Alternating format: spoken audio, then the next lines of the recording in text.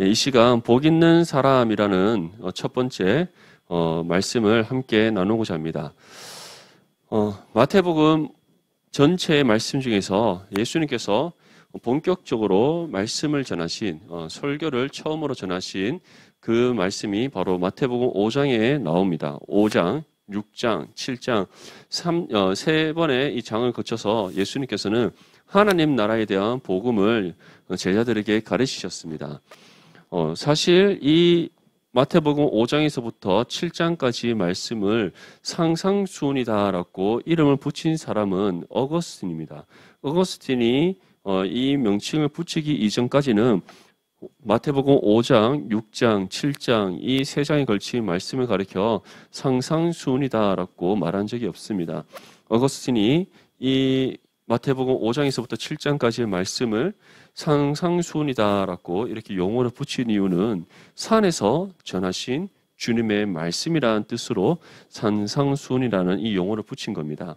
실제적으로 예수님께서는 제자들을 부르시고 또 그 제자들과 함께 이제 수많은 병자들을 고치십니다.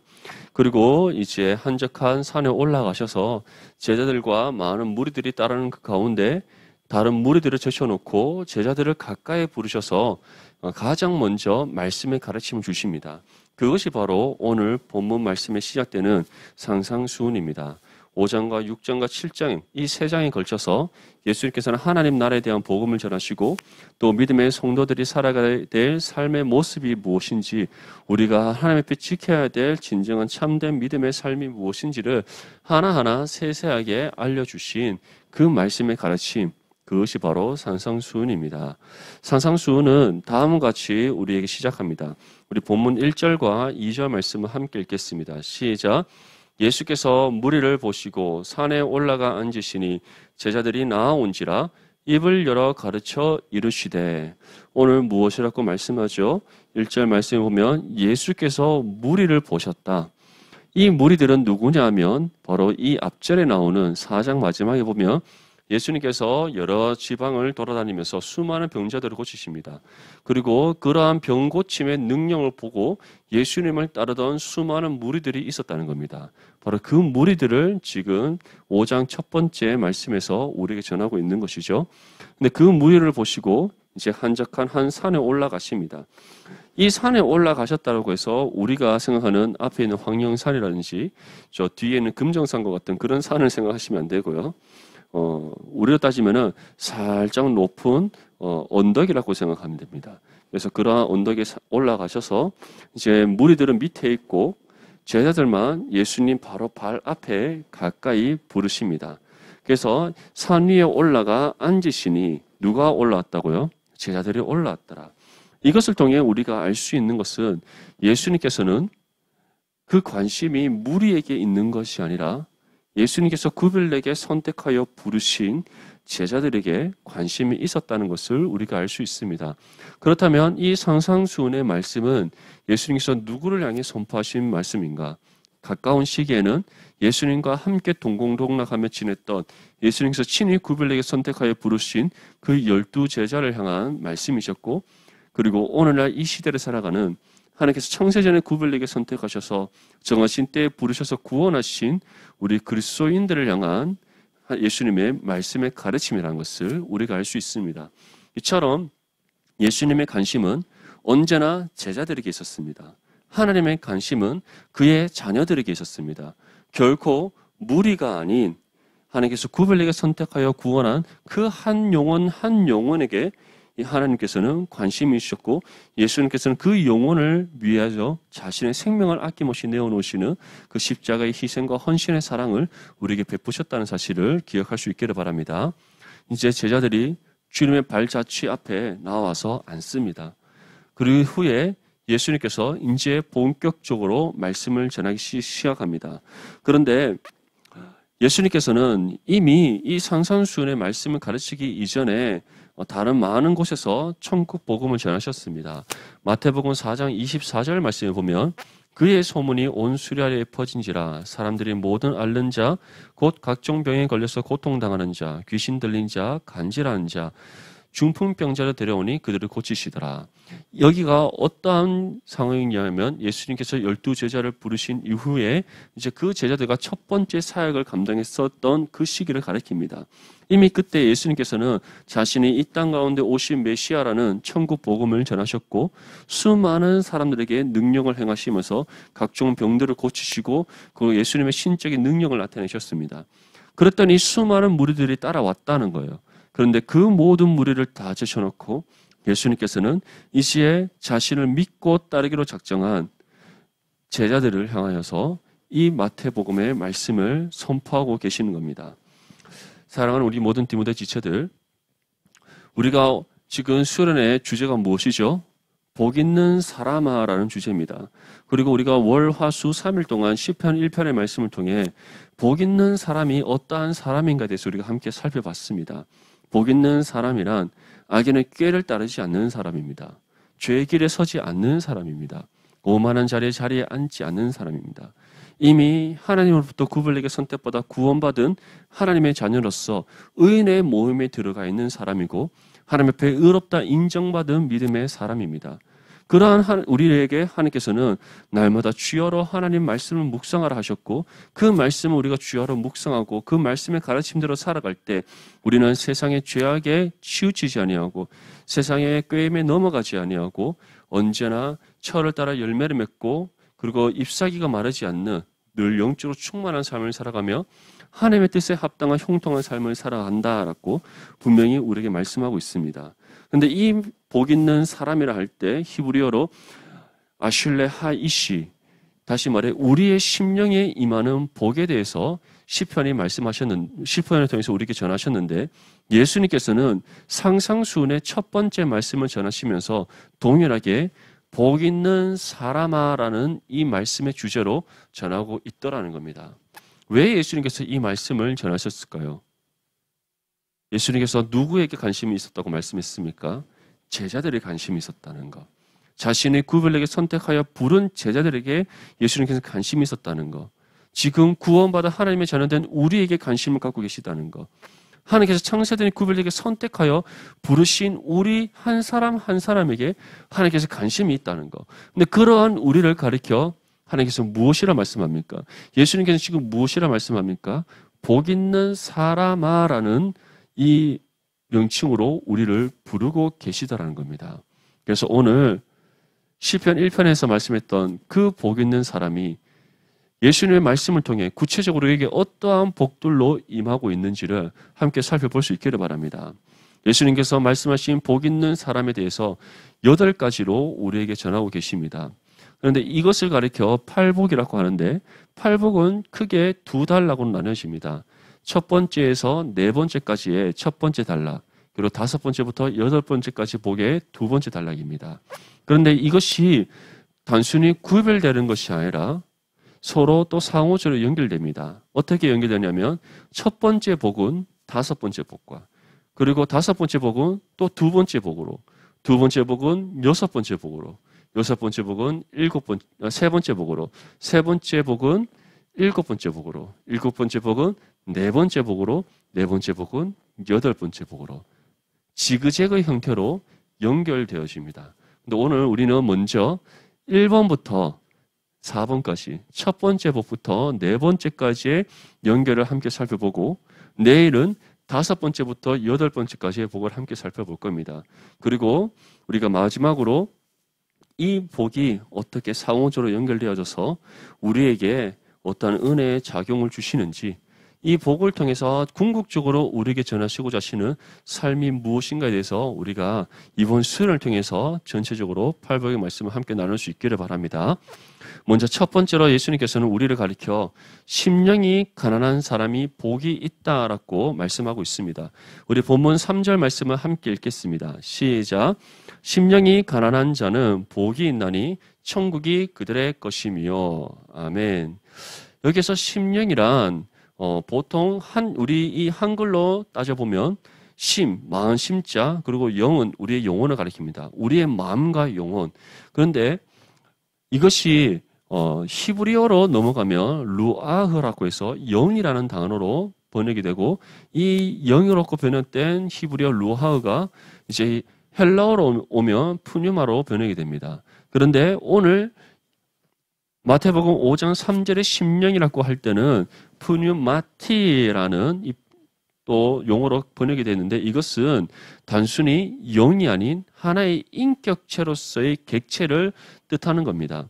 그래서 단순히 어떤 실체가 없는 영이 아니라 실체가 있는 영으로서 푸뉴마티라고 해서 뒤에 이모클론이 하나 붙는 거예요.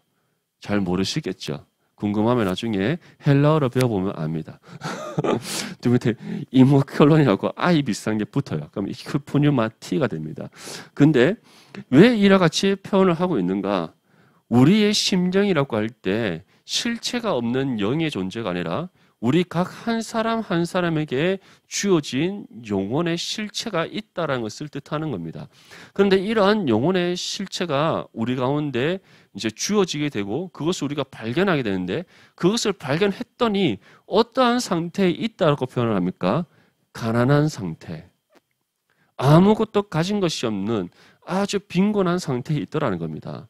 여기서 가난함이라는 헬라어는 푸토코스라는 단어로 표현되어 있습니다.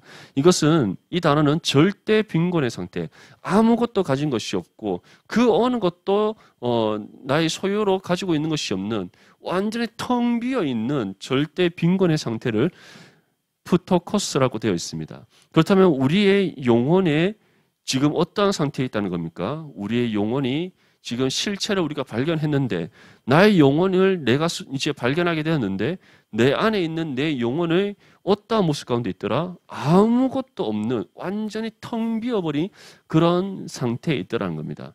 이것을 성경은 심령이 메말라 있다라고 표현을 합니다. 그리고 이것을 좀 더 궁극적으로 우리의 죄악됨을 발견한 상태다라고 성경은 우리에게 전하고 있는 겁니다.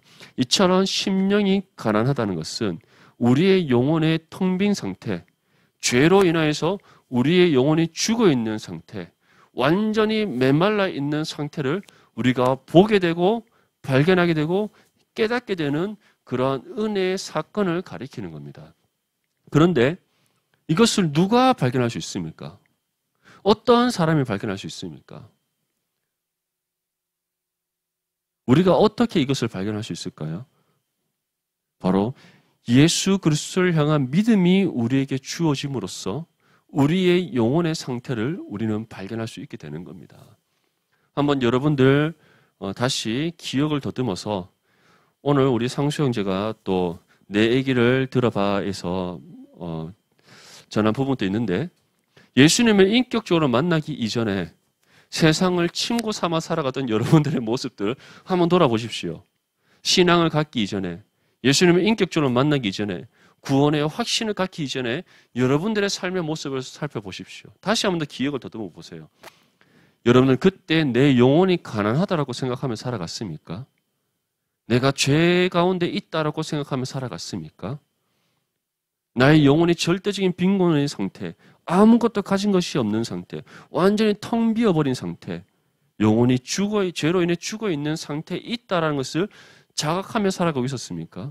그렇지 않죠. 오히려 나는 살아있다라고 생각했고 그리고 나는 잘 살고 있다라고 생각했을 겁니다.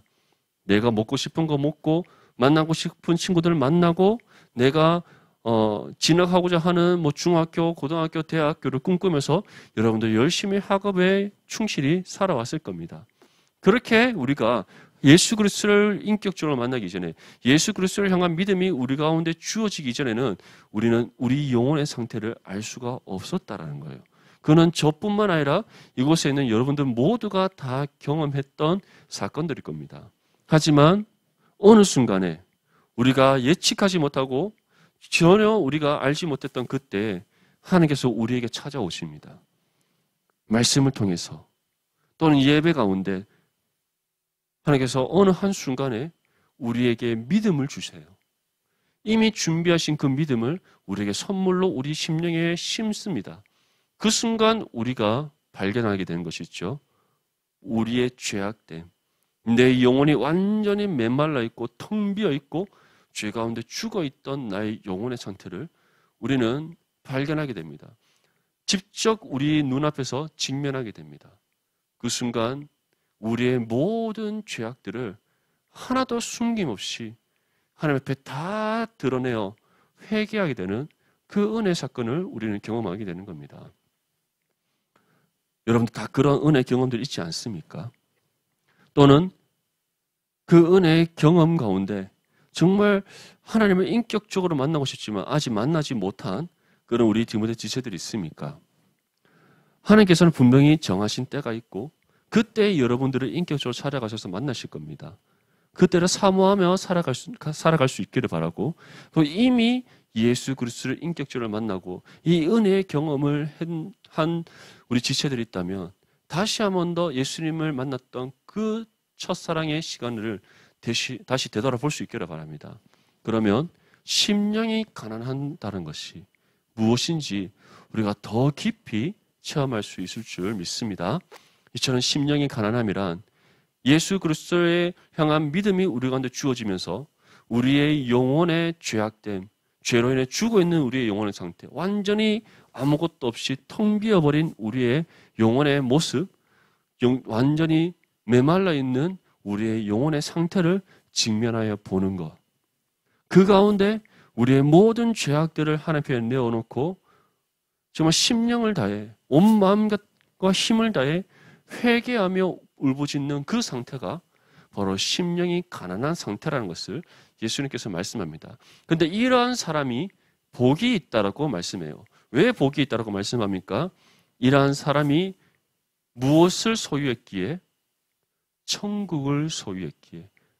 다시 말해 진정으로 자신의 영혼의 죄악된 상태를 발견하고 그 모든 죄를 주님 앞에 회개하며 울부짖는 그 사람에게는 하나님께서 예비하신 구원의 은혜가 임하여서 천국에 속한 하나님의 자녀로서의 삶을 살아가기에 그 사람이 복이 있다라고 우리에게 말씀하고 있는 겁니다. 우리 디모데 지체들은 어떻습니까? 여러분들 심령이 가난하였던 그 은혜의 경험이 있습니까? 하나님 앞에 자신의 모든 것을 다 내어놓고 회개하였던 그 회심의 순간의 경험이 있습니까? 그 은혜의 경험과 함께 천국이 여러분들의 것이라는 그 믿음의 확신을 지금 갖고 있습니까? 다시 한 번 더 예수님을 처음 만났던 그 첫사랑의 시간을 회복할 수 있기를 바랍니다. 그리고 진정으로 천국이 우리의 것이라는 믿음의 확신 가운데 살아가는 저와 여러분들이 될 수 있기를 축복합니다. 두 번째, 예수님께서는 애통하는 사람이 복이 있다라고 우리에게 말씀하고 있습니다. 우리 본문 4절 말씀 함께 읽겠습니다. 시작. 애통하는 자는 복이 있나니 그들이 위로를 받을 것이며. 애통함이란 자신의 죄로 인한 마음의 고통을 뜻합니다. 참 이상하죠? 예수님께서는 심령이 가난한 사람이 복이 있고 그 복이 있는 이유가 천국이 우리의 것이기 때문이다 말씀하셨는데, 천국이 이미 우리의 것이고 우리가 구원받은 하나님의 자녀가 되었는데 우리가 죄로 인해 슬피 우는 그 고통이 있다라고 우리에게 말씀합니다.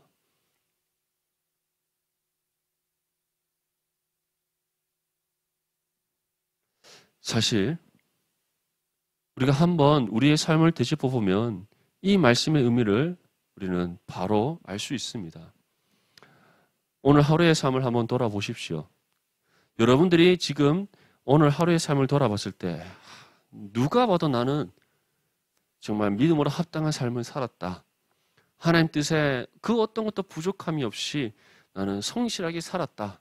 자신 있게 말할 수 있는 우리 지체들이 있습니까? 아마 우리 중에 아무도 없을 겁니다. 오늘 우리 수련회를 또 진행하면서 수고했던 우리 임원들, 또 함께 참여했던 게스트들도 있는데, 우리가 지금 수련회 진행하면서 바쁘게 오늘 하루를 지냈잖아요. 근데 그 바쁜 가운데 여러분들이 오늘 품었던 생각과 마음들 한번 돌아보십시오. 과연 하나님 앞에 나는 정직한 심령으로 그 어떠한 불의함 없이 오늘 하루 정결한 그런 심령으로 살아왔다라고 말할 수 있습니까? 또 우리 직장에서 열심히 일을 하다가 또 퇴근하고 온 우리 지체들도 있습니다.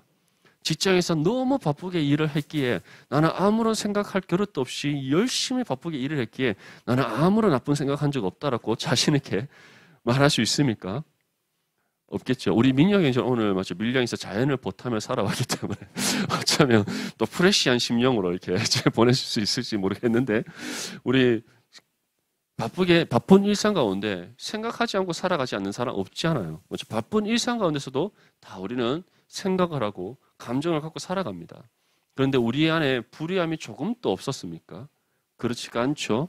생각으로, 마음으로 여러 가지 우리의 감정 속에서 우리가 불의하다는 것, 하나님 앞에 정결치 않다는 것을 우리는 늘 경험하고 또 스스로 깨달으며 살아갑니다.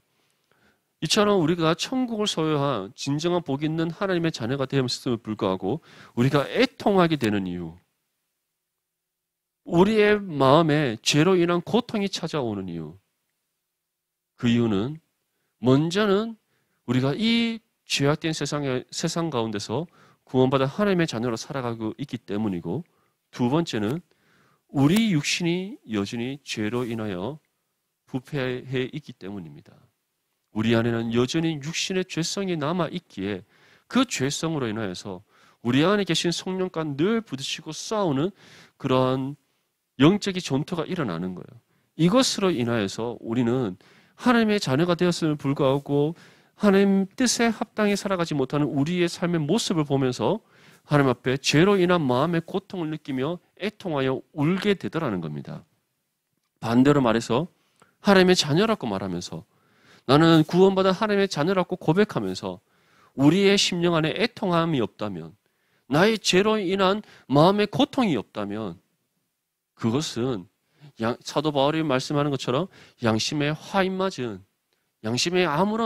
믿음의 양심에 아무런 가책을 느끼지 못하는 거짓된 삶이다라고 할 수 있습니다.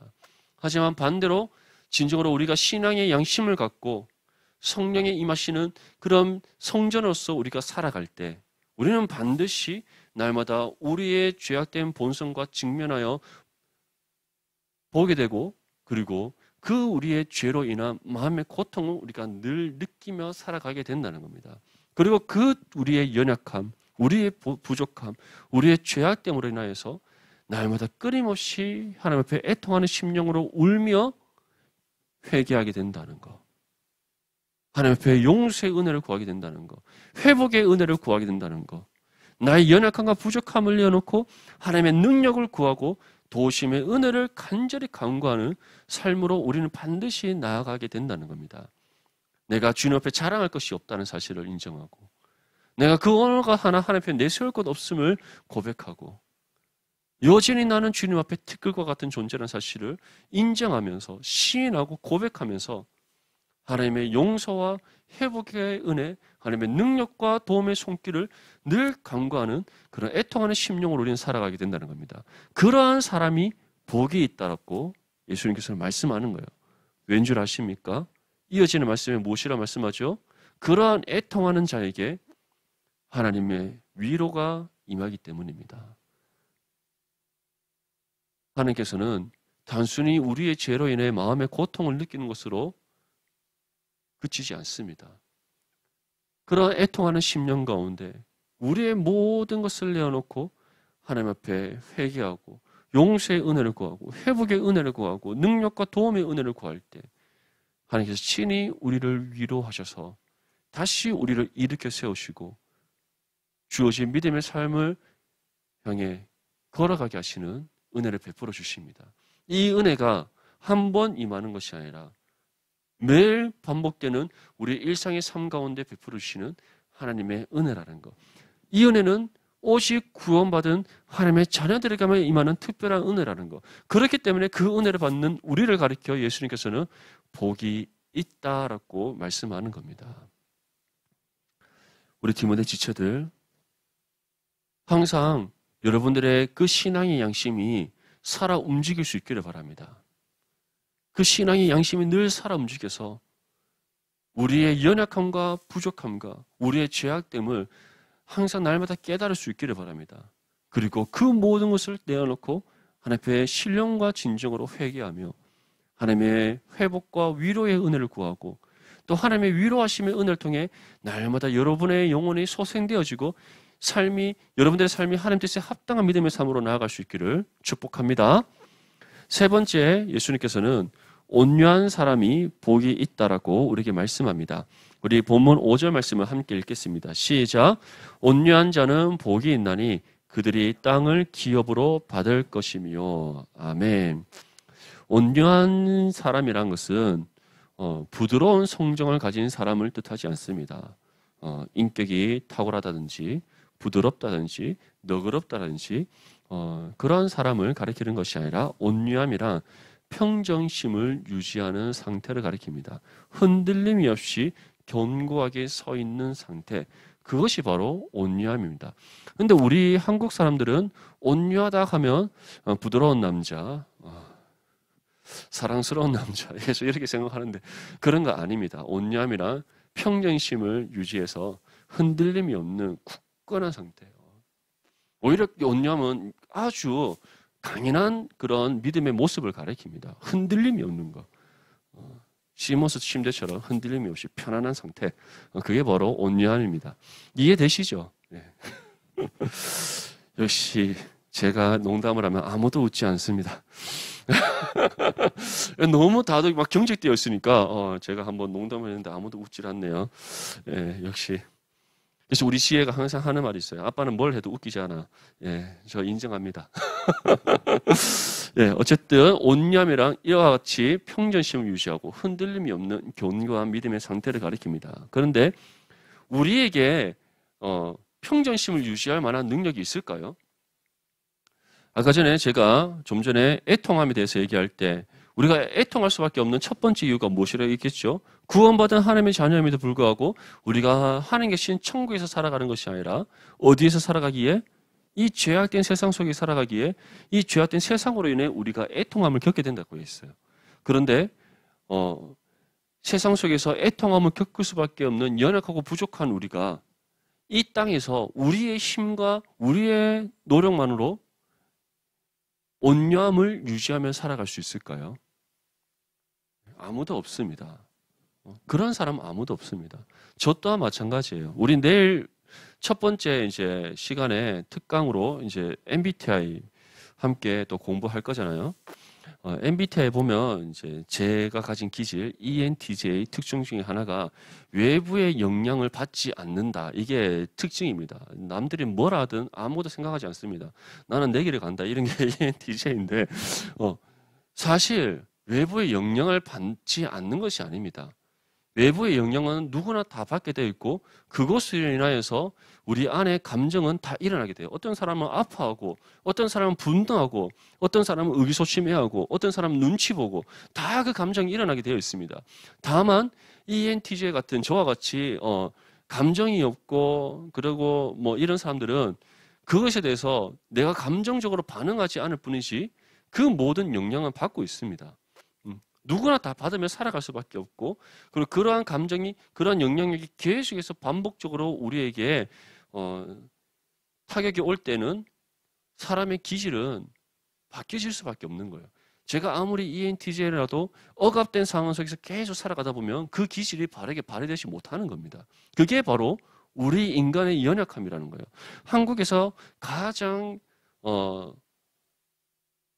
보기 어려운 기질 중에 하나가 첫 번째가 ENTP예요. ENTP는 굉장히 자유로운 영혼이면서 아이디어가 기발하고 그 기발한 아이디어를 가지고 자기가 마음껏 막 일을 펼치는 그런 사람이에요. 뭐 우리 눈에 띄게 몇 명 보이잖아요. 우리 뒷무단에 6명이 있더라고요. 6명의 이름을 내가 다 말할 수 있겠지만 그 사람의 프라이버시에서 말하지는 않겠습니다. 정말 튀어요. 어느 곳에든 그 사람이 있는 곳은 다 튀어요. 그만큼 막 에너지가 넘치고 기발한 아이디어 팍팍 고 그걸 막 해보고 싶은 열정이 샘솟는 사람이에요. 근데 우리 한국에서는 어떻게 돼요? 그렇게 하면 바로 쿵 눌리잖아요. 맞죠? 선배가 누르고 어른들이 누르고 학교에서 선생님이 누르고 군대에서 선임이 누르고 다 눌러버리잖아요. 그래서 억압된 상황에서 그리고 절제되어지는 사회 속에 살아가다 보니 그 기질을 갖고 있음에도 불구하고 발휘하지 못하는 거예요. 그러면 ENTJ는 어떠냐? 천상천하 유아독존이 해 아래 내밖에 없어요. 그런데 내 위에 어떤 사람이 권력과 가진 힘으로 누르면 처음에는 반항을 합니다. 반항을 하는데 나는 소수고 나를 누른 사람 다수잖아요. 그러면 거기 억압되고 억압되다 보면 안에서 속은 막 부글부글 들끓는데 표현을 못하면서 억압된 세상으로 살아가는 거예요. 이게 우리 인간이란 겁니다. 아무리 내가 탁월한 기질을 가지고 탁월한 또 능력이 있다 하더라도 우리가 그것을 발휘할 수 없는 환경 속에서 계속 제한된 환경 속에 살아가다 보면 그러한 우리의 재능과 기질과 이 모든 것들이 다 발휘되지 못하고 사용하지 못하게 되더라는 겁니다. 그게 우리 인간의 연약함이에요. 그러한 우리가 이 땅에서 우리의 힘과 노력으로 우리의 수고와 노력으로 온유함을 유지할 수 있겠냐는 거죠. 그렇지 못하다는 겁니다. 그래서 아무리 뚝심 있는 사람도 고난이 계속 찾아오다 보면 그 마음이 무너져 내리잖아요. 우리 드라마 같은 데 보면 나오죠. 뭐 특별히 아침 드라마 저는 잘 보지 않지만 저희 어머니가 늘 아침 드라마를 많이 보시기 때문에 그 드라마 내용들 뭐 살펴보면 늘 막 좋지 않은 그런 가정 속에서 어려운 힘든 상황 속에서 극복하여서 성공했더라 이런 내용 없잖아요, 맞죠? 성공하려 하다가 무너지고 성공하려 무너지다 보면 자포자기해서 늘 비극적인 결말을 맞잖아요. 근데 그건 실제적으로 우리가 살아가는 세상 속에서 일어나는 일들이죠. 여러분, 뭐 우리 직장 생활하고 있는 지체들도 있지만 직장에서 계속 상사로부터 억눌리고 뭐라케이고 뭐 조금만 뭐 해도 트집 잡히고 하다 보면 나중에는 작은 일이라도 뭔가 손을 대려고 하면 두려움이 생기기 마련입니다. 그건 당연한 거예요. 우리가 평정심은 우리의 힘과 노력을 유지한다는 것은 불가능하더라. 그런데 예수님께서는 온유한 자가 복이 있다라고 말씀하셨어요. 다시 말해서 우리는 복 있는 사람이기에 온유한 삶을 살아가야 된다. 살아갈 수 있다라고 말씀하고 있는 겁니다. 어떻게 그럴 수 있는가? 우리와 누가 함께 하시기에? 우리의 심령에 누가 임하셔서 함께 하시기에? 바로 하나님의 영이신 성령께서 우리의 안에 임하셔서 함께 하시기에 가능하다는 겁니다. 우리는 여전히 연약하고 여전히 부족하고 무엇 하나 우리의 힘과 노력으로 제대로 감당할 수 없는 그런 티끌 같은 존재에 불과하지만 우리 안에 계신 성령께서는 세상을 창조하신 하나님이시요 세상을 주관하시고 다스리시는 하나님이시요 모든 것이 자신이 정하신 계획을 따라 이루고자 하신 뜻을 자신 정하신 때에 완전히 이루시는 하나님이시기에 세상의 그 어떤 풍파도 세상의 그 어떤 장애도 세상의 그 어떤 공격도 우리를 흔들지 못한다는 겁니다. 우리가 흔들려 할 때 우리를 붙잡아 주시는 이가 성령이십니다. 우리가 생각과 마음이 피폐해지고 우리가 계속해서 애통과 심령의 가난함으로 빠져들려 할 때 그렇지 않도록 다시 중심을 잡아주시는 이가 성령이세요. 그렇기 때문에 우리가 성령을 바라보고 성령을 의지하고 우리 안에 계신 성령과 하나됨을 이루기에 힘쓰면서 말씀과 기도와 예배에 최선을 다할 때 우리 안에 성령께서 그 은혜의 충만한 베풀어 주심으로써 온유한 사람으로 서게 하신다는 겁니다. 그리고 그 은혜가 날마다 성령을 통해 우리에게 공급되어지고 성령께서 우리가 구하든 구하지 않든 때에 따라 우리 가운데 베풀어 주시는 은혜시기에 아무런 값없이 거저 주시는 은혜시기에 그 은혜를 받는 우리가 복이 있다라고 예수님께서 말씀하고 있는 겁니다. 이러한 복 있는 우리에게 결과적으로 무엇이 주어진다고 말씀합니까? 온유한 자는 땅을 기업으로 받는다. 우리 한국은 부동산이 참 대박이죠. 그 땅을 얘기하는 것이 아닙니다. 그래서 뭐 땅을 기업으로 받는다고 해서 나한테 뭐 부동산 하나 떨어지는가 이렇게 생각하시면 안 되고요. 또 아무도 안 오는데 부동산이 아닙니다. 이 땅이 아닙니다. 이 땅이. 예. 땅을 기업으로 받는다는 것은 바로 우리가 하나님 나라를 유업으로 받은 하나님의 자녀다라는 것을 말씀하는 겁니다. 베드로후서 3장 13절 말씀에 다음과 같이 우리에게 전합니다. 우리는 그의 약속대로 의가 있는 곳인 새 하늘과 새 땅을 바라보도다. 다시 말해 하나님께서는 온유한 사람에게 땅을 기업으로 받게 하시는데 그 땅을 우리는 언제 받는가? 새 하늘과 새 땅을 바라본다는 베드로의 말씀처럼 완성되어진 하나님의 나라일 때 그때 우리는 이미 예비되어져 있는 하나님의 나라의 기업을 우리가 누리게 되는 겁니다. 그때 하나님의 그 최후의 심판의 때 예수 그리스도께서 재림주로 오셔서 모든 죄와 사단의 권세들을 무너뜨리고 하나님의 나라를 완성하시는 그때에 우리는 영과 육이 완전한 하나님의 형상으로 회복되어지는 그 은혜를 누리게 됩니다. 그와 함께 우리는 새 하늘과 새 땅, 그 모습이 어떠한 모습인지 우리는 알 수 없습니다. 사도 요한이 요한계시록에 기록했지만 그것은 다 비유적으로 기록한 말씀들이에요. 사도 요한이 그 시대 때 자신이 표현할 수 있는 최상급의 표현으로 새 예루살렘에 대해서 완성되어진 새 하늘과 새 땅의 모습에 대해서 표현했을 뿐이지 실질적으로 바닥에 황금 바닥으로 깔려 있고 그 다음에 온갖 좋은 보석으로 집이 만들어져 있는 것이 아니라 그것은 비유적인 거예요. 세상에 그 어떤 것으로 표현을 해도 그 완성된 하나님의 나라, 새 하늘과 새 땅을 표현할 수 없다라는 것을 우리에게 말씀하는 겁니다. 그런데 그 땅을 이미 우리는 무엇으로 받았다고요? 기업으로 받았다. 그리고 그 기업으로 받은 그 땅을 우리는 언제 어느 때에 완전히 누리게 되는가? 하나님의 나라가 이 땅에 완성되어지는 그때에 우리는 완성된 하나님의 나라에서 이미 예비되어진 그 하나님 나라의 기업을 우리가 받고 누리는 삶을 살아가게 된다는 겁니다. 그래서 우리가 이 땅에서 그 어떠한 고난과 어려움을 겪는다 할지라도 우리에게 이미 예비되어져 있는 하나님 나라를 꿈꾸며 살아갈 때 그것이 결코 우리의 믿음을 흔들지 못한다. 그 성령께서는 이미 예비되어져 있는 하나님의 나라의 소망을 굳게 우리 가운데 붙잡게 하시고 친히 우리의 생각과 마음을 지키시고 보호하시기에 우리가 세상 가운데 그 어떤 환난과 어려움과 여러 가지 시험과 고난을 겪는다 할지라도 우리는 늘 믿음의 평정심을 유지하며 온유한 사람으로 서서 믿음의 삶을 경주해 나갈 수 있다. 그러한 우리이기에 예수님께서는 너희가 진정으로 복 있는 사람이다라고 말씀하고 있는 겁니다. 사랑하는 우리 모든 디모데 지체들, 진정으로 복 있는 사람으로서 성령의 그 능력과 성령과 온전히 하나됨을 이루는 가운데 온유한 삶을 살아갈 수 있기를 바랍니다. 세상에 그 어떠한 시험과 환난과 여러 가지 고난과 그리고 여러분들 지금 주어진 학업과 직장에서 여러 가지 많은 어려움들이 있다 할지라도 그것으로 인해서 낙심하거나 실망하는 것이 아니라 성령의 함께 하심 가운데 성령의 능력 가운데 성령의 도움의 손길 가운데 온유한 믿음의 삶으로 온전히 서서 하나님 나라를 꿈꾸며 그 나라의 소망을 굳게 붙잡고 살아갈 수 있기를 축복합니다. 마지막 네 번째로는 의에 줄이고 목마른 사람이 복이 있다라고 우리에게 말씀하고 있습니다. 우리 본문 6절 말씀을 함께 읽겠습니다. 시작. 의에 줄이고 목마른 자는 복이 있나니 그들이 배부를 것이며. 아멘. 예수님께서 지금 말씀하시는 의는 무엇일까요? 우리가 세상에서 말하는 의라는 것은 다른 사람들보다 선한 삶을 살아가는 것, 의협심을 발휘하는 것, 다시 말해 정의롭고 선하게 살아가는 것을 가리켜 의롭다라고 표현합니다.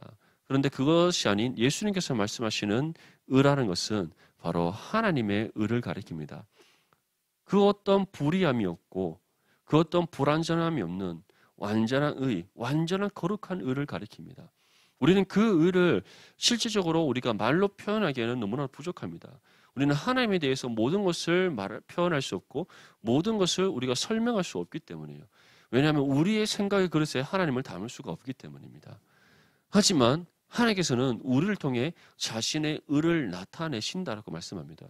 어떻게 그것이 우리가 알게 되는가? 우리가 우리의 믿음의 삶을 통해 하나님의 의가 드러날 때 세상에 속한 사람들의 불의함이 감춰지지 않기 때문입니다. 그들은 지금 겉으로 보기에는 착하고 선하고 의롭고 정직하게 살아가는 것처럼 보일지 모르나 믿음의 성도가 진정으로 하나님의 말씀의 뜻을 따라 순종하고 준행하여서 하나님의 의를 나타낼 때 그들의 그 모든 모습들이 가식적이고 거짓되다는 것을 하나님께서 감춰지지 않고 드러나게 하신다는 거예요. 그래서 우리를 통해 하나님의 영광의 빛이 비춰줄 때 세상의 모든 어둠이 감춰지지 않고 드러나고 물러가게 된다라고 예수님께서는 말씀을 하시는 겁니다. 이처럼 예수님께서 말씀하신 의는 바로 하나님께서 우리에게 이미 덧입혀 주신 그리스도께서 이루신 십자가의 의고 그것을 가리켜 하나님의 의다라고 우리에게 표현하는 겁니다. 이처럼 의에 줄이고 목마르다는 것은 바로 이와 같은 하나님의 의를 갈망하는 그런 우리의 믿음의 상태를 가리키는 겁니다. 하나님의 의를 갈망한다는 것은 우리가 진정으로 하나님의 의를 붙잡고 또 하나님 앞에 의로운 믿음의 삶을 살아가고자 수고하고 헌신하는 것을 가리킵니다. 그리고 왜 이처럼 우리가 의에 줄이고 목마른 삶을 살아가게 되는가? 하나님께서 이미 우리에게 주신 그 구원의 은혜의 감격과 기쁨이 우리 가운데 있기 때문입니다. 만약에 우리가 구원받지 않았다면, 예수 그리스도의 그 십자가의 사랑이 우리 가운데 있지 않는다면, 성령께서 우리 가운데 베풀어 주시는 말씀의 은혜가 우리 가운데 임하지 않는다면 우리는 하나님의 의를 구하지 않습니다. 찾지 않습니다. 또 우리가 하나님의 의를 소망하며 살아가지 않습니다. 오히려 나의 육신의 욕심을 쫓아 내가 이 땅 가운데 이루고자 하는 목적을 쫓아 우리는 살아가게 되어 있습니다. 하지만 우리는 예수 그리스도의 십자가의 은혜와 사랑을 받은 하나님의 자녀들입니다. 우리 가운데 임하셔서 함께 하시는 성령께서 말씀을 통해 또는 예배를 통해 부으시는 그 은혜가 날마다 우리 가운데 경험되어지고 있습니다. 그리고 무엇보다 하나님이 우리와 함께 하시고 하나님께서 우리를 통해 자신의 뜻을 이루신다는 그 믿음의 확신이 우리 가운데 있습니다. 그러한 우리는 바로 이와 같은 은혜의 경험 가운데, 그러한 믿음의 확신 가운데 이미 우리에게 덧입혀 주신 하나님의 의를 더욱더 구하고 찾는 그 갈망함이 일어나게 된다는 것입니다. 이러한 의에 줄이고 목마른 우리에게 어떠한 복이 있다고 말씀합니까? 바로 그들이 배부를 것이다 라고 말씀합니다. 여기서 배부르다는 것은 헬라어로 코르타조라는 단어로 표현되어 있습니다. 이 코르타조라는 단어는 넘치도록 채워진 상태. 우리 교회 이름이 뭐죠? 넘치는 게 영어로 overflowing이죠. 넘치는 상태. 은혜가 가득 채워지고 그것이 흘러 넘치는 상태를 가리킵니다. 부족함이 없는 상태. 완전하게 채워진 상태. 이러한 은혜가 누구한테 임한다고요? 날마다 하나님의 의를 구하고 찾는 믿음의 성도에게 하나님께서는 부어주시는 은혜다라고 우리에게 말씀하고 있는 겁니다. 그렇다면 하나님께서 채워주시는 이 영적인 배부름은 무엇인가? 요한복음 6장 35절 말씀에 예수께서 이르시되 나는 생명의 떡이니 내게 오는 자는 결코 줄이지 아니할 터요 나를 믿는 자는 영원히 목마르지 아니하리라. 이것을 우리는 성령 충만이라는 단어로 표현을 할 수가 있습니다. 예수님께서는 이 말씀을 하시면서 영원히 목마르지 않는다라고 우리에게 표현하고 있습니다. 수가성 사마리아 여인에게 예수님께서 찾아가셔서 물 한 모금을 달라 하시고 그 여인의 상태를 예수님께서는 말씀하셨습니다. 너에게 이미 5명의 남자가 있었고 지금 또 함께 지내고 있는 남자가 있는데 그 중에 너에게 남편은 없다라고 말씀하셨어요. 다시 말해 그 여인은 한 남자에게 선택을 받았다가 버림받고 또 다른 남자에게 선택을 받았다가 버림받고 또 다른 남자에게 선택받다가 버림받고 지금 6번째 남자에게 선택을 받았는데 그것 또한 결혼의 상태가 아니라 그 남자의 선택에 의해서 그 남자와 함께하고 있는 상태에 불과하다는 겁니다. 다시 말해 세상에서 정말 가장 비참한 상태에 있는 여인의 모습을 예수님께서 표현하셨어요. 그러면서 그 여인에게 이렇게 말씀합니다. 너는 지금 너무나도 목마른 상태에 있지 않느냐. 너의 영혼의 그 목마름이 해결되지 않고 있지 않느냐. 그런데 그것을 해결할 수 있는 분이 있으니 바로 너와 지금 마주보고 앉아있는 나 예수 그리스도다라고 말씀하고 있는 겁니다. 그러면서 나로 인하여 너가 결코 목마르지 않을 수가 있다. 그 목마르지 않을 수 있는 이유는 예수님을 믿고 구원받음으로 이루어진다는 겁니다. 그리고 예수님께서는 뒤에 요한복음 14장과 15장에 또 다른 보혜사에 대해서 말씀하시면서 성령이 너희 가운데 임할 것인데 그 성령이 너희와 함께 하심이 바로 내가 너희와 함께 하는 것이요 또 너희는 성령을 통하여 영원히 목마르지 않고 하나님께 주시는 그 은혜가 너희 가운데 가득 채워져서 충만하게 될 것이다. 그것을 가리켜 사도행전에서는 성령 충만이라고 우리에게 표현을 하고 있는 겁니다. 이처럼 의에 줄이고 목마른 사람, 항상 날마다 하나님의 의를 구하고 또 하나님의 뜻에 합당한 믿음의 삶을 살아가고자 날마다 수고하고 노력하는 그 믿음의 성도에게 하나님께서는 한량 없는 은혜를 성령을 통해 부어주시고 그 은혜가 우리의 심령 가운데 차고 넘치도록 흘러 넘치도록 채워주시는 은혜를 베풀어 주심을 분명히 약속하고 있습니다. 이 은혜는 우리가 받고자 해서 받는 것도 아니요, 우리가 거부할 수 있는 것도 아닙니다. 하나님께서 우리에게 전적으로 베풀어 주시는 은혜이며, 그리고 우리가 그 은혜를 구하고 찾으면 찾을수록 하나님께서는 더욱더 흘러 넘치도록 채워주시는 그 은혜를 주신다라고 분명히 약속하고 있습니다. 그래서 예수님께서는 의에 줄이고 목마른 너희가 하나님 앞에 성령 충만함의 은혜를 받는 진정한 복 있는 사람이다라고 우리에게 말씀하고 있습니다. 오늘 우리는 심령이 가난한 사람, 애통한 사람, 온유한 사람, 의에 줄이고 목마른 사람에 대해서 함께 살펴봤습니다. 결국 진정한 복 있는 사람의 삶은 예수 그리스도를 믿는 믿음에서부터 시작하여서 하나님의 의를 구하고 찾고 두드리는 삶으로 나아가게 됨을 우리에게 말씀하고 있습니다. 지금 여러분들의 삶은 어떻습니까? 이미 받은 그 믿음에 합당한 삶을 살아가고 있습니까? 여러분들의 연약함을 인정하여 하나님의 능력과 도움을 구하는 삶을 살아가고 있습니까? 세상의 그 어떠한 풍파에 흔들리지 않고 믿음 가운데 굳게 서서 언제나 하나님의 의를 구하고 하나님께서 우리에게 주신 그 나라의 소망을 굳게 붙잡고 날마다 성령 충만한 믿음의 삶을 살아가고자 하나님 앞에 간구하며 살아가고 있습니까? 아니면 지금 겪고 있는 삶의 여러 가지 일들에 치우쳐 살아가고 있지 않습니까?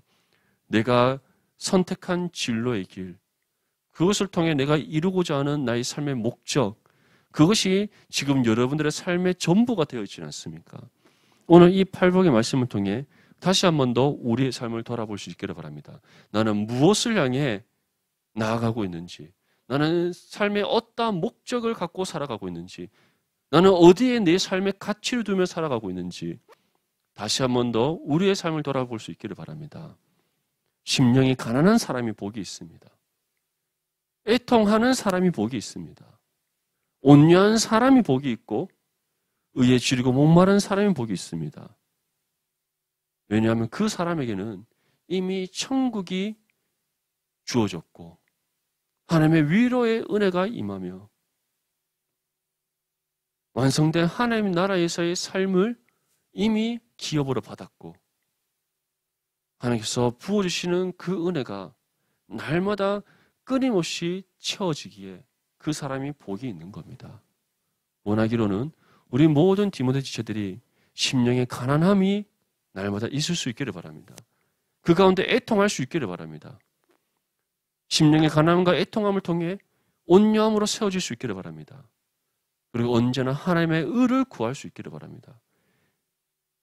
이러한 여러분들의 영적인 삶을 통해 천국에 대한 확신을 갖고 하나님의 위로의 은혜를 받으며 하나님 나라의 소망을 굳게 붙잡고 하나님께서 주시는 그 은혜가 날마다 충만하여서 하나님의 뜻에 합당한 믿음의 삶을 살아가기를 축복합니다. 하나님의 나라와 의를 이루어가기를 축복합니다.